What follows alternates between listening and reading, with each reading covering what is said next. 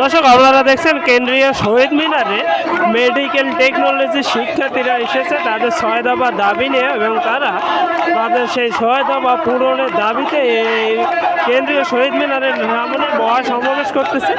এইখানে মেডিকেল শিক্ষার্থীর মহাসমাবেশে উপস্থিত ছিলেন ছাত্র সমন্বয়ক হান্ডান, এবং তিনি সেখানে তাদের উৎসাহিত করেছেন এবং তাদেরকে সন্তুষ্ট রাখার মতো একটি সিদ্ধান্ত দিয়েছেন, এবং তিনি সেখান থেকে জানিয়ে দিয়েছেন যে মেডিকেল শিক্ষার্থীদের 6 দফা দাবি তিনি স্বাস্থ্য উপদেষ্টার কাছে পেশ করবেন যেন সেই দাবিগুলো মেনে নেওয়া হয়, এবং তাদের দাবিগুলো যেন যৌক্তিক সেই দাবিগুলো মেনে নেওয়ার জন্য তিনি উপদেষ্টার কাছে আহ্বান জানাবেন বলে জানিয়েছেন।